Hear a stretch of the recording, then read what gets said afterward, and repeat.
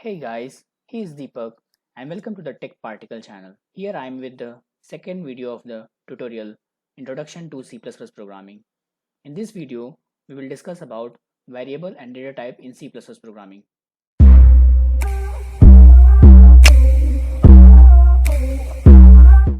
Here is some theory of variables. What is variable? Please pause the video and go through it once and I will explain these things. Basically, variables are containers that store the data value. In simple word, I can define variable as it is an entity that stores the data value. Its definition start with that each variable start with the data type denoted by different keywords in C++.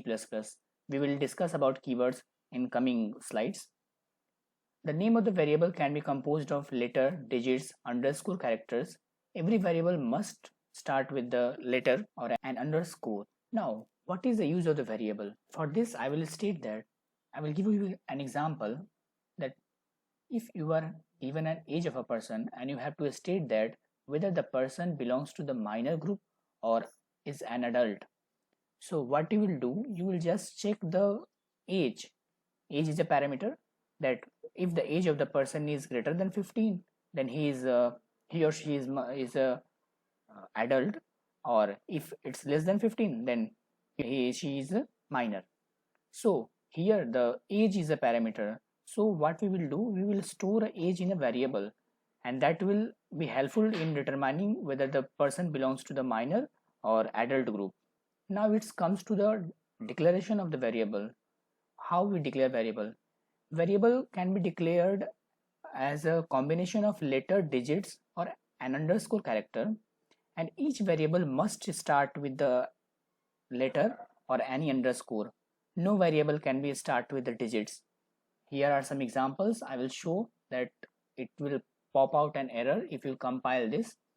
Here this is data type int and the variable name is 0x. We will discuss about data type. I have not discussed yet, but in coming slides I will discuss about data type. So this is invalid. This is data type int and variable name 0x, and after that the value is assigned to the 0x as 7. This will pop an error.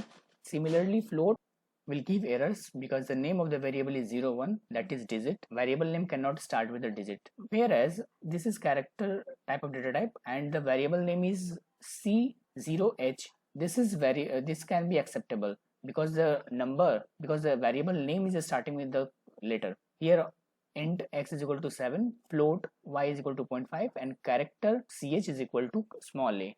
These all are acceptable, but these two are not acceptable. Now it comes that what actually happen in system if we declare a variable. Say we are defining a variable that int x is equal to 5, a variable name x with data type int and value of 5. What will happen in memory of the computer? The int data type having memory of 4 bytes, the operating system will allocate the memory of 4 bytes to this variable x in the RAM, that is the memory of the computer, and its name as a x in the whole memory. So we can access this variable with the name of x. In this, the memory is assigned to the data types. Now it comes to think that what are the limitations of making variables and identifiers.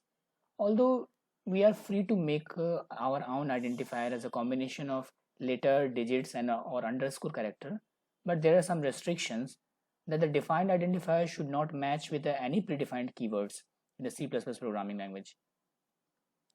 Here are some keywords in C++ language. You can go through it. Please pause the video and go through it once. Now I will cover the data types. What are data types? Basically, data types are used in declaring the variables. It restricts the type of the data to be stored in the variables. Means when we are storing a data type of int, say monetary things, then we will consider the integer data type. When we are considering the person's name or characters, then we will consider the character type of data type. When we are dealing with decimal data, we will use float type of data type. Now comes the types of data types. There are mainly 3 types of data types: primary data type, derived data types, and user defined data type. Primary data types mainly comprises of like integer, character, boolean, floating point, double floating point, that is also called double as a keyword, void character, and void and valueless. Derived data types mainly comprises of pointers, array, function, references.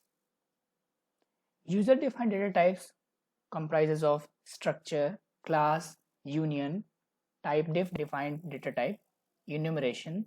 Basically, what is the need of the user-defined data type? I will give an example. Say we are supposed to store the data of date.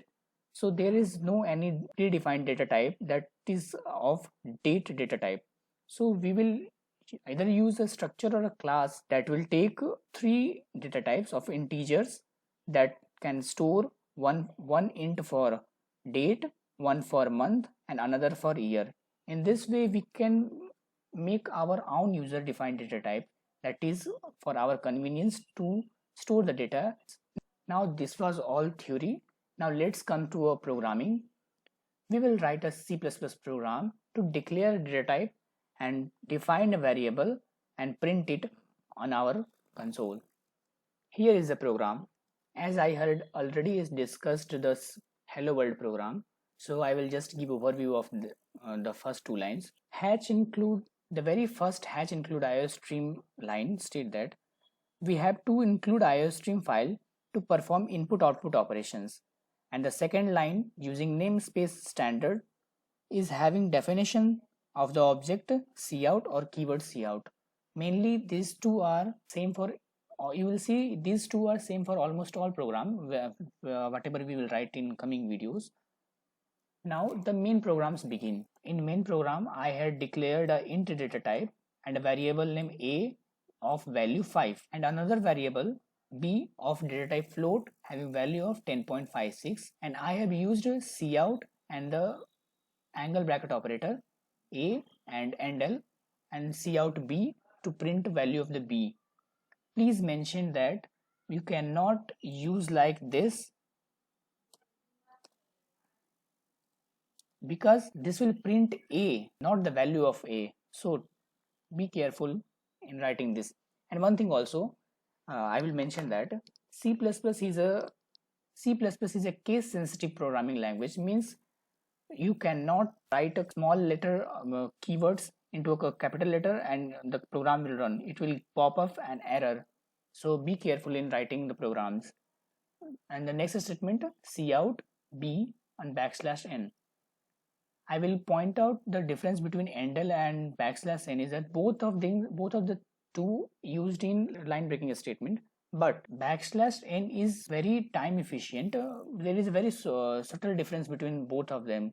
\n take very less time and it is time efficient. When we will cover competitive programming and when we'll run a long program, then we will see how the time is being utilized by using \n instead of endl, and at last return 0 to end the program. One thing I should mention, you can return any value 1 2 3, any positive value here.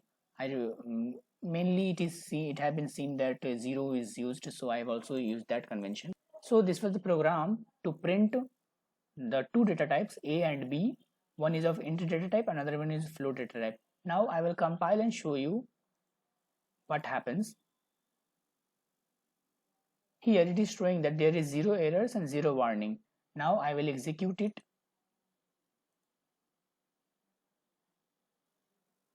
See, these are printed value of a as 5 and value of b as 10.56. You can play with the program. You can write anything and print data types.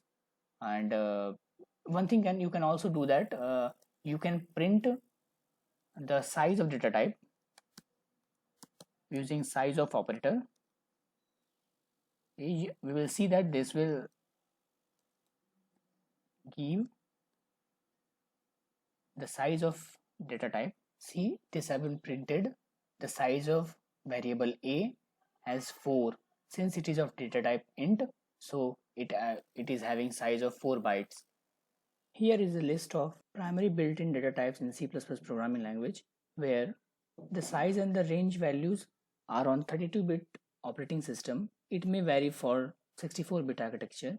Please go through this chart once. Here is a programming exercise question for you.